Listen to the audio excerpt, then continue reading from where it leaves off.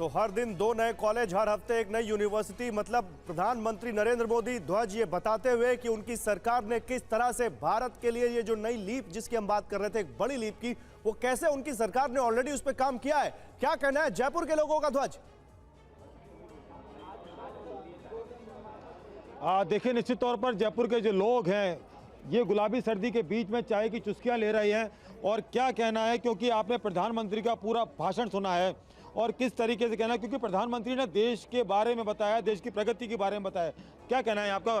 देखिए, निश्चित रूप से विकसित भारत को बनने से कोई नहीं हो सकता। प्रधानमंत्री नरेंद्र मोदी जी के नेतृत्व में भारत विश्व की तीसरी सबसे बड़ी अर्थव्यवस्था जरूर बनेगा, ऐसा प्रधानमंत्री मोदी जी का संकल्प जब मोदी जी ने लिया है। और जयपुर से तो मोदी जी को विशेष प्यार है, क्योंकि मोदी जी अभी आकर के जयपुर की चाय पीकर गए थे और रूस वहाँ के राष्ट्रपति भी आए थे। तो बिल्कुल, जयपुर से मोदी जी का विशेष प्रेम है, छोटी काशी के रूप में जाना जाता है। आपका क्या कहना है इस भाषण से? क्या देखा आपने? मोदी जी ने कहा कि मन के हारे हार है, मन के जीते जीत है। मन में ठान लिया वो मोदी जी करके रहते हैं। हमारे देश को प्रगति में बहुत आगे ले आए मोदी जी। अगले 5 साल का खाका बताया है इनके हिसाब से। मोदी जी ने कहा है अगले 5 साल का रोड मैप बताया। और इसी के साथ ही हम आगे भी आपके साथ जुड़ेंगे, लेकिन इस बीच हमारे साथ स्टूडियो में गेस्ट मौजूद है, एम्बेसडर त्रिपाठी। मेरा सवाल सर आपसे ये है कि अभी जो बातों को हम गिना रहे थे, जो प्रधानमंत्री ने अपने भाषण में जिक्र किया, बुनियादी जरूरतें अगर किसी देश की पूरी नहीं होंगी तब तक ना वो वैश्विक स्तर पर, ना ही सामरिक तौर पर, और ना ही अगर हम इंटरपर्सनल रिलेशनशिप्स बोलें 2 कंट्रीज के बीच में, वो बेहतर हो सकते हैं। तो प्रधानमंत्री की जो बातें हैं ये कैसे भारत को एक नेक्स्ट लेवल पर ले जाते हुए दिखते हैं आपको? देखिए, प्रधानमंत्री की बातों से ही नहीं, आप वैसे भी देखें तो लगता है प्रीति कि कुछ साल पहले, 10-15 साल पहले तक भारत जो है, एक कहा जाता था कि एक क्षेत्रीय शक्ति बनने की कगार पे है, बनने के लिए तैयार है।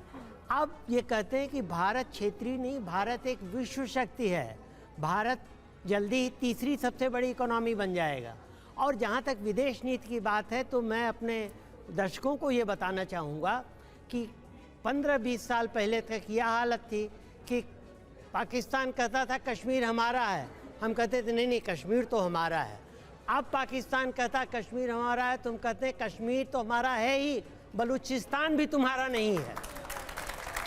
अब हालत ये है, देखिए कि अमेरिका के नेतृत्व में जो नाटो है, नाटो का मेंबर तुर्की है।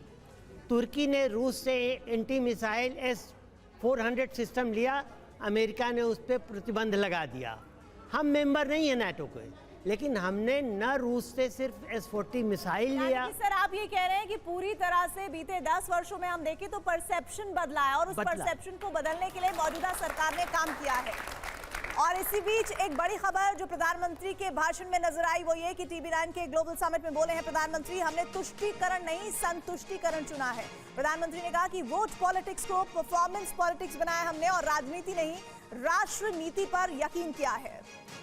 पहले की सरकारों की एक और सोच थी कि वो देश की जनता को अभाव में रखना पसंद करती थी।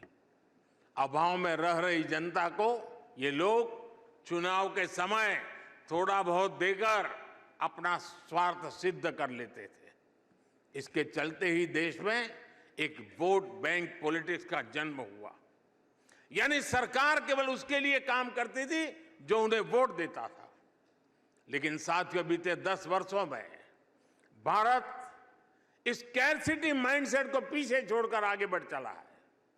भ्रष्टाचार पर लगाम लगाकर हमने ये सुनिश्चित किया है कि विकास का लाभ भारत के हर क्षेत्र को समान रूप से दिया जाए। हम पॉलिटिक्स ऑफ स्कैरसिटी नहीं, गवर्नेंस ऑफ सैचुरेशन पर विश्वास करते हैं। हमने तुष्टीकरण न करके देशवासियों के संतुष्टीकरण का रास्ता चुना है। बीते 10 वर्षों में यही हमारा एक मंत्र है, यही हमारी सोच है, यही सबका साथ सबका विकास है। हमने वोट बैंक पॉलिटिक्स को पॉलिटिक्स ऑफ परफॉर्मेंस में बदला है। जब अभाव होता है तो करप्शन होता है, भेदभाव होता है।